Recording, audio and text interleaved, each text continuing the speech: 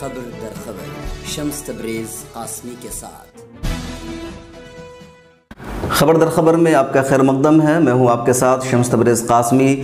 Assam NRC की फहरिस्त पर सियासत तेज़ होती जा रही है। मुल्क के वज़ीर दाखिला राजनाथ सिंह पार्लियामेंट में ये यकीन दहानी करा चुके हैं कि आसाम एनआरसी का काम सुप्रीम कोर्ट की निगरानी में हुआ है, हुकूमत का इसमें कोई दखल नहीं है। इसके अलावा ये फ़ाइनल फहरिस्त भी नहीं है। जिन लोगों का नाम शामिल नहीं हो सका है उन्हें मुकम्मल मौका अपनी शहरियत साबित करने का फराहम किया जाएगा। चीफ इलेक्शन कमिश्नर ने भी कहा है कि जिन तमाम लोगों का वोटर लिस्ट में नाम है उन्हें वोट देने का हक हासिल होगा।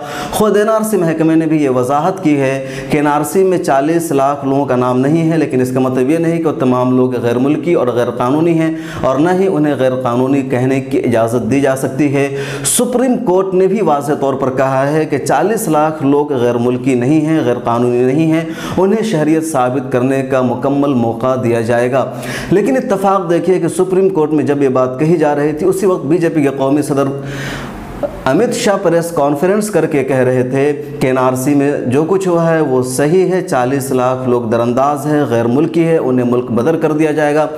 उन्होंने ये भी कहा कि एनआरसी के लिए कांग्रेस जिम्मेदार है। मुल्क के साबिक वज़ीर आज़म राजीव गांधी ने आसाम अकॉर्ड किया था और उसी के मुताबिक बीजेपी ने काम किया है। कांग्रेस में हिम्मत नहीं थी। उनके इस बयान के बाद सियासत और तेज़ हो गई है और अपोजिशन पार्टियों की तरफ से कहा जा रहा है कि ये सब कुछ बीजेपी की सियासी दरअंदाजी है, बीजेपी ने अपनी सियासत चमकाने के लिए सब किया है। ममता बनर्जी ने इस सिलसिले में सबसे स्ट्रॉन्ग स्टेप अपनाया है और उन्होंने कहा है कि अगर 40 लाख लोगों को वापस नहीं लिया गया तो मुल्क में खाना जंगी शुरू हो जाएगी। आसाम के इस पूरे मामले को, एनआरसी के पूरे इशू को जिन्होंने करीब से देखा है उसमें एक नुमाया नाम है मौलाना बदरुद्दीन अजमल का। मौलाना Badruddin Ajmal all India United democratic front के कौमी सदर है। आसाम में ये पार्टी गरीब तबका, पसमादा और कमज़ोरों की मसीहा समझी जाती है। पार्लियामेंट में उनके 3 मेंबर हैं। आसाम में अच्छे खासे उनके एमएलएज हैं। अपोजिशन में पार्टी रह चुकी है। इसके अलावा मौलाना बदरुद्दीन अजमल जमीयत उलमा आसाम की जानिब से सुप्रीम कोर्ट में एनआरसी का मुकदमा भी लड़ रहे हैं। आज के खबर दर खबर में हम मौलाना बदरुद्दीन अजमल से जानेंगे कि क्या है हकीकी मसाइल, क्या होगा इन 40 लाख लोगों का, क्या इनकी शहरियत वाकई मनसूख हो जाएगी या फिर इन्हें दोबारा वापस ले लिया जाएगा। मौलाना बदरुद्दीन अजमल साहब, आपका खैर मकदम है मिल्लत टाइम्स में। हम सबसे पहले जानना चाहेंगे कि 40 लाख यानी 40,07,707 लोगों का नाम एनआरसी ड्राफ्ट में शामिल नहीं है, तो लोगों का क्या होगा, इनका मुस्तकबिल क्या होगा? देखिए, जहाँ तक 40 लाख का सवाल है, वाकई इतनी बड़ी तादाद है कि 100 मुल्क दुनिया में ऐसे हैं जिनकी आबादी 40 लाख नहीं है। तो एक मुल्क की आबादी के बराबर इतना जो है, इतने मकदार को नाम से उनको खारिज हो गया, उनका नाम लिस्ट में नहीं आया, ये बहुत ही फ़िक्र की बात है। लेकिन जो वहाँ जिस हालात में हम लोगों को देखिए कहा गया बार बार कि सुप्रीम कोर्ट की निगरानी में ये सारा मामला चल रहा है। होम मिनिस्टर साहब ने भी कहा सुप्रीम कोर्ट की निगरानी में, फ्लोर में कहा, कल परसों भी कहा। उसके बाद प्राइम मिनिस्टर के ऑफिस के इंचार्ज जो मिस्टर राजेंद्र सिंह है या जितेंद्र सिंह, तो उन्होंने भी कहा और वो कह भी रहे बार बार। इसी तरीके से आसाम के चीफ मिनिस्टर भी बार बार कहते रहे, लेकिन उसके बावजूद तकरीबन 40 लाख लोगों का नाम उसमें बाहर रह गया। अब उसकी बहुत बड़ी फ़िक्र है हम लोगों को, उसके लिए क्या करना। अब तक हम लोग सुप्रीम कोर्ट के मामले में, इस मामले में चल रहे थे, लेकिन एक बात से हमको शांति है कि सुप्रीम कोर्ट ने भी कहा कि ये फाइनल लिस्ट नहीं है, ये ड्राफ्ट लिस्ट है, सेकंड ड्राफ्ट लिस्ट। इसके बाद होम मिनिस्टर ने भी कल पार्लियामेंट में कहा कि ये ड्राफ्ट लिस्ट है, फाइनल लिस्ट नहीं है। लेकिन जब फाइनल लिस्ट नहीं है तो उससे इत्मीनान है काफ़ी हद तक कि इसके बाद कई इन्होंने स्टेप्स बताए कि स्टेज, इन स्टेजों से ये गुजरेगा। तो सबसे पहले ये है कि 1 हफ्ते के अंदर आसाम गवर्नमेंट जिन लोगों का नाम नहीं आया उनको अभी तक रीज़न नहीं बताया कि आपका नाम क्यों नहीं आया, तो वो रीज़न बताएंगे। बहुत सी वजूहात की वजह से नहीं हो सकता है कि उनका नाम ना आया हो। तो पूरी उम्मीद है कि लोगों के पास 12 ना नहीं 90% लोगों के पास वो जो डॉक्यूमेंट्स चाहिए था वो डॉक्यूमेंट इंशाल्लाह वो होगा। और क्योंकि अब हमको ये हुआ है, पहले से 3 महीना पहले से हमको डाउट हो रहा था कि बीजेपी के लोग, क्योंकि सरकार वहाँ बीजेपी है, वीएचपी के लोग हैं और आरएसएस के लोग हैं, उसके अंदर काम कर रहे हैं। तो सुप्रीम कोर्ट की निगरानी में बार बार कहा गया तो हमको इत्मीनान था, लेकिन 3 महीने से हम लोगों को डाउट हो रहा था। जिस तरीके से ये ऑफिसर लोग एक तरफा एक स्पेलिंग की गलती हुई नाम निकाल दिया, औरत की उम्र की गलती हुई नाम निकाल दिया, औरत माँ बाप के घर में उसका जो है सरनेम बाप के साथ है तो है, और जब शौहर के पास चली गई 2 हो गया तो उसका नाम निकाल दिया गया। तो उम्र का फ़र्क है। हमारे यहाँ जो है आपको मालूम है आसाम वगैरह में ये 1976 के बाद ही जाके बर्थ सर्टिफिकेट का मामला है, उससे पहले ये मामला था ही नहीं। तो इसलिए अब लोगों से कहा जा रहा है कि बर्थ सर्टिफिकेट दो। पंचायत इलेक्शन का पंचायत के जो डॉक्यूमेंट्स हैं उसके ऊपर हम लोगों ने केस लड़ा, सुप्रीम कोर्ट में हम जीते, 47 लाख औरतों को उससे राहत मिली। लेकिन अब ये मालूम पड़ रहा है कि जैसे ही वो लोग लेके जाते थे, शिकायतें लोगों की आती थी कि नहीं इसको साइड में रखो, दूसरा हमको वो दे दो, क्या नाम है, दूसरा डॉक्यूमेंट लाओ, तीसरा डॉक्यूमेंट लाओ, चौथा डॉक्यूमेंट लाओ। इस तरीके से लोगों को हैरेस किया गया। हमारे पास बहुत कंप्लेन आए थे, तो हमने इसकी शिकायत होम मिनिस्टर को, वज़ीर दाखिला ने यकीन दहानी कराई, सुप्रीम कोर्ट ने भी कहा है। लेकिन जो बीजेपी के कौमी सदर है अमित शाह, उन्होंने तो कल प्रेस कॉन्फ्रेंस करके कहा कि जितने लोग है सब इलीगल है, गैर मुल्की नहीं, उसी पे मैं आ रहा हूँ कि अब तक तो हमको इत्मीनान था कि ये सुप्रीम कोर्ट की निगरानी में हो रहा है। होम मिनिस्टर भी कह रहे हैं सुप्रीम कोर्ट की निगरानी में, और हमारी पार्टी का या हमारे उसका ऑर्गेनाइजेशन का कोई दखल नहीं, ये लफ्ज़ भी उन्होंने कल कहा जी। इसलिए होम मिनिस्टर ने उधर आसाम के चीफ मिनिस्टर ने भी कहा कि हमारी सरकार का इसके अंदर कोई दखल नहीं है, 100% सुपरविजन ऑफ सुप्रीम कोर्ट ये मामला चल रहा है। लेकिन जैसे ही कल अमित शाह जी ने, कौमी सदर हैं बीजेपी के, उन्होंने पार्लियामेंट में फ्लोर के ऊपर कह दिया कि कोई मिनिस्ट्री हिम्मत नहीं कर पाई, हमारी सरकार ने इसको किया। जैसे ही हमारी सरकार ने कह दिया, इसका मतलब इस मामले में 100% पूरा का पूरा पॉलिटिकल इन्वॉल्वमेंट बीजेपी सरकार का आ गया। और जैसे ही आ गया तो 41 लाख के ऊपर हमको इससे कहीं भी ज़्यादा होता तो हमें शक नहीं होता। और अब जो भी है ये पूरा का पूरा सीट जो है वह मशकूक हो गया है, और इसको फिर से देखने की ज़रूरत है। इस मामले में फिर से और संजीदगी से काम करने की ज़रूरत है।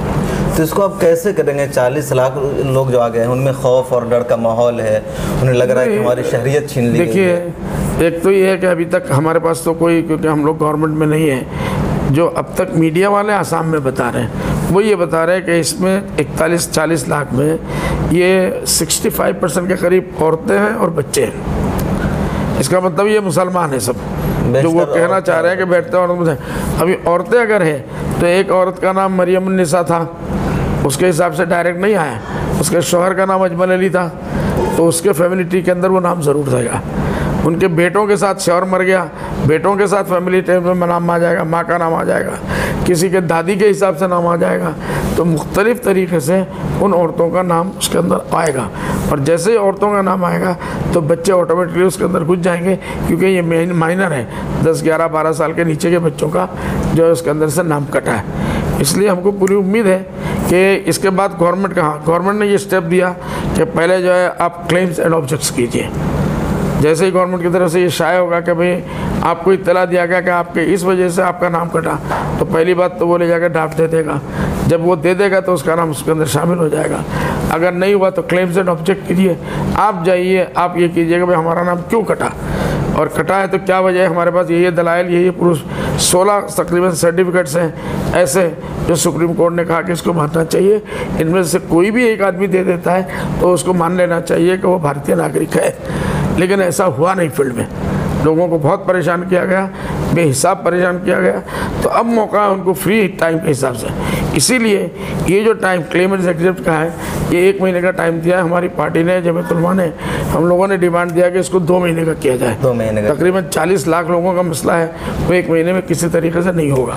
हमने सुप्रीम कोर्ट में भी अर्जी डाली है कि इसको 2 महीने का मौका दिया है। ये पूरा मामला हुआ, इतने लोग परेशान हुए, 40 लाख लोगों का नाम बाहर आ गया, तो इसके लिए आप किसको जिम्मेदार मानते हैं? सब लोग बीजेपी को जिम्मेदार ठहरा रहे हैं, लेकिन देखिए इसको लेके पता चलता है कि कांग्रेस ज़्यादा जिम्मेदार है। इसमें पॉलिटिक्स करने की ज़रूरत यूँ पेश आ गई, जैसे ही कल राजनाथ जी ने कह दिया कि हमारी पार्टी ने किया, मतलब वो क्रेडिट लेना चाहते हैं। 2 तरीके से उनकी पार्टी का पॉलिटिक्स इसमें समझ में आ रहा है। एक तो मोदी जी ने 14 के इलेक्शन के टाइम पे, आसाम में MP इलेक्शन के टाइम पे, लोकसभा इलेक्शन के टाइम पे ये कहा कि हम 6 महीने के अंदर हमको वोट दीजिए, हम पोटली बांध के इनको निकाल देंगे मुल्क से।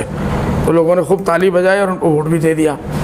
अब 4 साल बीच में गुजर गए, 2.5 साल इसमें बांग्लादेश को नई हुकूमत को आए हुए हैं, जिनके साथ इंडिया गवर्नमेंट का इससे पहले किसी हुकूमत के साथ इतना अच्छा ताल्लुक नहीं था जिस हुकूमत के साथ अच्छे ताल्लुक। कम से कम 2-3 मरतबा प्राइम मिनिस्टर जाके आ चुके हैं, बड़ी बड़ी उनकी मीटिंग होगी, बड़े बड़े एजेंडों में मीटिंग हुई, उसके बाद सुषमा स्वराज गई, उस पर मीटिंगें हुई, हमारे राजनाथ सिंह जी गए, उनके साथ मीटिंगें हुई।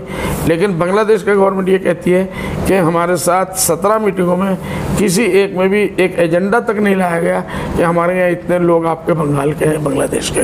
आज भी बांग्लादेश का ऑफिशियल स्टेटमेंट यह है कि हमारा इसमें कोई मसला है, हमारा कोई मसला नहीं है। तो अब इससे ये पता चलता है कि अगर गवर्नमेंट इसके अंदर सीरियस होती तो 4 साल से शुरू किए होते तो ये 2-2.5 साल पहले आना चाहिए था।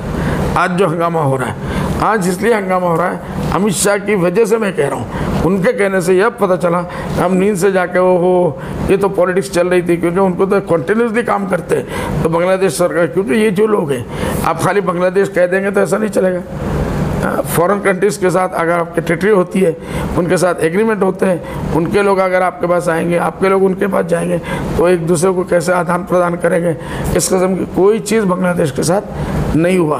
बांग्लादेश वाले साफ कह रहे हैं कि आपके मुल्क के भिखारियों का डंपिंग ग्राउंड हम आसाम बांग्लादेश को नहीं बनने देंगे। कि आप हमारे ऊपर इल्ज़ाम लगा के आसाम के भिखारियों को आप यहाँ फेंक देना चाहते हैं, हम इसको बिल्कुल नहीं मानेंगे। अब इलेक्शन सामने आया तो अब कल अमित शाह जी ने टीवी में जो है, पहले तो लोकसभा राज्यसभा में कहा, उसके बाद आके उन्होंने प्रेस कॉन्फ्रेंस की तकरीबन 1-1.5 घंटे की, तो वो कल सीना फैला के ये कहेंगे देखो हमने कह दिया था हमने इतने लाख बांग्लादेशियों को। तो हम उस पर एतराज़ ये कर रहे हैं कि आप बांग्लादेशी कैसे कह देंगे, अभी तो फाइनल लिस्ट नहीं आया, फाइनल लिस्ट अभी दिसंबर के लास्ट तक आएगा, मतलब एक और लिस्ट आएगी, बिल्कुल लिस्ट आएगी और उसी को फाइनल माना जाएगा, क्योंकि ये जो है क्लेम्स एंड ऑब्जेक्ट होगा। उसके बाद आप अपने हिसाब से जाके आप बहुत ज़्यादा इसके फेवर में बोल रहे हैं, इस पर एतराज़ कर रहे हैं, तो जो दूसरी पॉलिटिकल पार्टीज़ हैं वहाँ पर एतराज़ कर रही है कि सारे वोट बैंक UDF का था, उनका वोट बैंक खिसक गया इसकी वजह से, इसलिए वो इतने ज़्यादा परेशान। तो हमको तो परेशान होना चाहिए, हम तो इतने परेशान नहीं है कि ये तो बीजेपी अपना एक गेम खेल रही है और उस गेम में वो मेरे आज मुझसे पूछा गया एक मीडिया वालों ने कि आपका वोट बैंक खिसक रहा है, इस वजह से आप इलेक्शन, मैंने कहा मेरा वोट बैंक कहाँ खिस रहा है, मैं तो दोनों मरतबा जो जीत के आया हूँ मैं धुबड़ी से जीत के आया हूँ और धुबड़ी के 94-95% लोगों का नाम आ चुका है, तो मेरे यहाँ क्या नुकसान हुआ। 5% लोग तो वैसे ही वोट नहीं देते तो वो खामोश हो गए। तो मेरा ये कहना है कि ये वोट बैंक का हमारे लिए कम से कम वोट बैंक का नहीं, हाँ इंसानियत का मसला, इंसानियत का मसला है कि इंसानियत के नाते हम ये भी नहीं चाहते कोई अगर वाकई गैर मुल्की है, गैर मुल्की और मुल्की शनाख्त का क्या आसाम अकॉर्ड को बेस बनाएगा। आसाम अकॉर्ड को जब तक नहीं लाएंगे 1971 24 मार्च का, अगर उसको डेडलाइन नहीं मानेंगे तो ये मसला हल ही नहीं होगा। तो इसलिए उस जाना पड़ेगा उसके ऊपर। वहाँ एक दिन भी पहले अगर कोई आया है तो बांग्लादेशी नहीं है, कोई इंडियन है, एक दिन बाद भी कोई आया है तो बांग्लादेशी ट्रीटमेंट होगा। तो इसका भी मतलब ये है कि इसी के पैरामीटर के ऊपर ये पूरे मामले को देखा जा रहा है। और इसलिए अगर कोई किसी का, देखिए ऐसा भी हुआ है, एक बड़ा भाई है, एक छोटा भाई है, बीच में एक बहन है, वो बांग्लादेशी हो गई, इसमें से नाम नहीं आया, बाप और माँ, दादा दादी सब लोग हैं, एक माँ का नाम नहीं आया। तो इस किस्म के एरर हुए हैं। फखरुद्दीन अली अहमद साहब उन्होंने गलती की है, देखिए उन्होंने जानबूझ के, पहले तो जानबूझ के गलती करने का हमको इतना डाउट नहीं है, लेकिन आखिर जब से ये मोदी हमारे अमित शाह जी कह रहे हैं, उनका जादू जब से ऊपर चल गया है, उनका इंटरवेंशन शुरू हुआ है, ये हमारे लिए बहुत दुर्भाग्य की बात हुई कि उसमें एक तरफा लोगों के नामों को काटा गया। अब लेकिन लोगों को हैरेसमेंट होगा, परेशानी होगी, लेकिन लोग क्लेम करेंगे तो इसमें काफ़ी हद तक लोग जो है वापस उस लास्ट के अंदर। तो ऐसा तो नहीं कि इसमें कुछ लोगों को शामिल कर ले, लेकिन वो डी वोटर करार दे करके उनसे वोट देने का हक छीन ले। नहीं, जमहूरियत में सबसे बड़ी डी वोटर अपना अच्छा सवाल किया। डी वोटर तकरीबन 2.5 लाख लोग जो है अभी ऑलरेडी डी वोटर के हैं, वो इसके अंदर है ही नहीं, वो पहले से इसके बाहर है, वो पहले से इसके बाहर है, इसलिए उसके ऊपर इसका इफेक्ट नहीं पड़ेगा। वो लोग अपना लड़ रहे हैं, जो अपने प्रोडक्ट्स में जो है डॉक्यूमेंट्स वगैरह देखें, डी वोटर से अपना नाम कटा लेगा तो उसका नाम ऑटोमेटिक डूब जाएगा। जिन लोगों का नाम डी वोटर में ऑलरेडी जा चुका है इस लिस्ट के होने से पहले, वो 10 साल के लिए वोट से महरूम हो गए, ऑलरेडी महरूम हो गए, तो उसका इसके साथ कोई नहीं होगा, अलग से मसला है। तो जो 40 लाख लोग, आपको उम्मीद है कि जो क्लेमिंग का जो फॉर्म है जिसमें सारे लोग वापस ले लिए जाएंगे? सारे लोग का तो कैसे कह सकते हैं, इतना बड़ा एक्सरसाइज के बाद 40 लाख लोग जहाँ हुए, लेकिन हमको उम्मीद है कि अच्छी खासी तादाद लोगों की उसके अंदर आ जाएगी। वो क्या होगा क्या नहीं होगा कितने होंगे तादाद में वो तो कल वक्त बताएगा। एनआरसी का जो मसला था या जिन लोगों को इस फहरिस्त से खारिज किया जा रहा था, डॉक्यूमेंट्स का मसला था, तो इस पे आप लोग क्या कर रहे हैं? सुप्रीम कोर्ट में मुकदमा लड़ रहे हैं या वहाँ हाई कोर्ट में थे, या ज़मीनी सतह पर किस तरह की खिदमत अंजाम दे रहे हैं? देखिए, सुप्रीम कोर्ट में तो हम लड़ रहे हैं, और जब तक कि ये मामला क्लियर नहीं होगा, एक भी इंसान जो असम का रहने वाला है, हिंदुस्तानी बाशिंदा है, उसका नाम जब तक इसके अंदर दाखिल ना हो जाए, और एक इल्लीगल आदमी जो इस मुल्क में रह रहा था उसका नाम उसमें से खारिज ना हो जाए, हमारी पार्टी लड़ती रहेगी और लड़ रही है, जमीयत उलमा लड़ रही है। इस मामले में हम लोगों ने ये किया कि लोगों के साथ नाइंसाफ़ी ना हो, तो हमने तकरीबन 1000 से ऊपर वकीलों ने हमको वॉलंटरीली अपना खिदमत पेश किया है, अपनी खिदमत पेश किया। 1000 से ज़्यादा, तकरीबन 1000 के करीब नौजवान बच्चे जो स्कूलों में अच्छे पढ़े लिखे बच्चे हैं, कॉलेजों में पढ़ रहे हैं, यूनिवर्सिटी में हैं, उन्होंने भी वॉलंटरीली अपना नाम लिखा है। लड़कियों ने अपना नाम लिखा है बाकायदा कि हम उसके अंदर सेंटर में जाएंगे और लोगों को रहनुमाई करेंगे। तो इस तरीके से अभी 3 तारीख से 7 दिन का मेरा सफ़र है। हर सेंटर में जाके हम देखेंगे कि इसकी तैयारी में कोई कमी इलाके का दौरा करने, बिल्कुल इलाका का दौरा करेंगे, एक सेंटर में जाएंगे और जाने के बाद लोगों को बाकायदा मिलेंगे, उनको और समझाएंगे, उनको और जोश दिला के कि भाई इसमें ईमानदारी से आपको मज़हब से ऊपर उठकर, ज़ुबान से ऊपर उठकर, irrespective of caste, creed and religion, हर चीज़ से ऊपर इंसानियत के नाते आप लोगों को इनकी मदद करनी है। गलत आदमी की मदद नहीं करनी है, लेकिन एक भी सही आदमी बात ना पड़े, उसके लिए आपको मेहनत करनी है, और वो इंशाल्लाह करेंगे। हमारी जमीयत उलमा ये खिदमत अदमात देगी और उसके लिए पूरा फील्ड तैयार है इंशाल्लाह। तो ये जो काम चल रहा है, तो इसमें सिर्फ मुसलमानों का कहा जा रहा है, लेकिन कई गैर मुस्लिमों का भी नाम आ रहा है। नहीं, नाम है भी इसमें, नाम है, क्यों नहीं है? अभी जो है हमारे बंगाली भाइयों का बहुत से लोगों का नाम नहीं आया, ट्राइबल लोगों का एक कम्युनिटी है ट्राइबल, मुझे याद नहीं आ रहा है, तो उन्होंने कहा कि हमारी कम्युनिटी के 1 लाख लोग हैं और एक का भी नाम नहीं आया। अच्छा, ममता बनर्जी ने कहा कि अगर इस मामले को सोल्व नहीं किया गया तो खून खराबा शुरू हो जाएगा, खाना जंगी शुरू हो जाएगी, तो आपको क्या लगता है वाकई ऐसे हालात हैं? इस मामले में देखिए, अगर इसको बीजेपी वालों ने और कांग्रेस वालों ने मिलके अखाड़ा बना लिया पॉलिटिक्स का, तो अल्लाह ना करे कल किसी भी हालत में जा सकता है। जैसे कल से ही मेघालय से आने जाने वाले कछाड़ के जो लोग हैं हमारे, उनको रोक के एनआरसी का सर्टिफिकेट दो, कागज़ दो, डॉक्यूमेंट्स दो, ये चीज़ शुरू हो गया। आज पार्लियामेंट में उसके लिए हंगामा हुआ। मैंने बाकायदा आसाम के चीफ मिनिस्टर साहब से बात की और मेघालय के चीफ मिनिस्टर से, उन्होंने वादा किया कि हम इसको बंद कराएंगे। तो इस किस्म की बहुत सी चीज़ें जो बॉर्डर आने जाने का जी रास्ता, वो ये डॉक्यूमेंट्स मांग रहे हैं, और नहीं होगा तो पुलिस ने 2 एक लगा, लोगों को पुलिस ने मारा। अल्लाह ना करे पुलिस से हट के अगर आवाम तक चला जाता है तो कल कुछ भी हो सकता है। जो एनआरसी में जो नाम आया, तो इनका डॉक्यूमेंट्स असर 9 बनेगा ना, फिर सबको वोटर आईडी इशू करेंगे? नहीं, वो जो ये बाकायदा वो करेंगे। अब ये क्या देंगे उस वक्त जो फाइनल हो गया, इसके बाद यह कम से कम एक आदमी को भी जो इस मुल्क का हो गया और साबित हो जाएगा, उसको फिर कोई आदमी बाहर का बांग्लादेशी या किसी और नाम से नहीं कह सकता। बहुत शुक्रिया हमसे बातचीत करने के लिए। तो ये है आसाम के पूरे मसाइल, जैसा कि आपने तफसील के साथ मौलाना बदरुद्दीन अजमल से ख़ुद सुन लिया है। मौलाना इस बात के अज़्म का यादा किया कि जब तक 40 लाख लोगों में से एक का नाम शामिल नहीं हो जाएगा, उस वक्त तक हम कानूनी जंग लड़ते रहेंगे। उन्होंने ये भी कहा कि 25 मार्च 1971 से पहले जो लोग आए हैं उन तमाम को शहरियत दी जाएगी और कानून के मुताबिक उसे देना होगा। हाँ, जो लोग जो डेडलाइन है 25 मार्च 1971 उसके बाद आए हैं वो बांग्लादेशी हैं और कानून के मुताबिक हुकूमत उनके साथ जो चाहे करे, लेकिन 25 मार्च 1971 से जो पहले आए हैं वो आइन के मुताबिक, आसाम अकॉर्ड के मुताबिक हिंदुस्तानी शहरी है और उन्हें शहरियत मिलनी चाहिए, और मौलाना इसकी जिद्दोजहद करते रहेंगे। आखिर में हम आपको एक वीडियो दिखाना चाहते हैं। ये वीडियो ट्विटर पर लाखों की तादाद में रीट्वीट हो चुकी है, फेसबुक, व्हाट्सएप, इंस्टाग्राम और दीगर सोशल अकाउंट्स पर शेयर हो रही है। क्या है इस वीडियो की खास बात, वो देखने के बाद आप खुद समझ जाएंगे। Good evening and welcome. Bangladeshis are foreigners. Bangladeshi Hindus are also foreigners. They must also be kicked out. Our motto has now got to be simple in 3 words. Bangladeshi go home. Bangladeshi go home. Bangladeshi go home. Bangladeshi go home. Bangladeshi go home.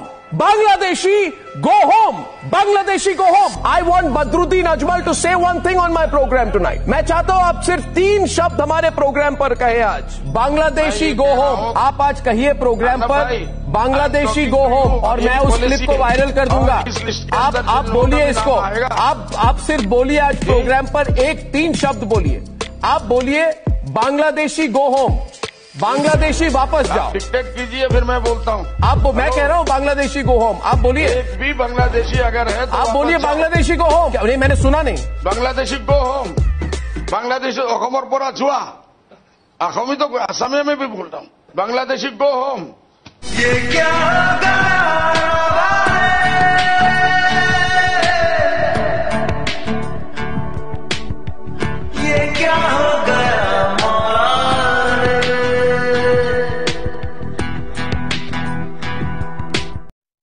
ये programme देखने के लिए आपका शुक्रिया। मिल्लत times की मज़ीद videos देखने के लिए यहाँ क्लिक करके सब्सक्राइब करें और बेल आइकन को ज़रूर दबाएं ताकि आपको हमारी हर वीडियो का नोटिफिकेशन मिल सके। फेसबुक पर मिल्लत टाइम्स का पेज लाइक करें, ट्विटर और दीगर सोशल अकाउंट को फॉलो करें। मुल्की व आलमी हालात पर ताज़ा तरीन न्यूज़ और तज्ज़िया पढ़ने के लिए कहीं भी कभी भी लॉग ऑन करें www.millattimes.com। उर्दू, इंग्लिश, हिंदी तीनों ज़बानों में मौजूद है ये वेबसाइट। सरकारी, सियासी दबाव और कॉरपोरेट से आज़ाद ईमानदाराना सहाफ़त को फ़रोग़ देने में आप हमें अपना ताउन पेश करें। तफ़सीलात डिस्क्रिप्शन में है।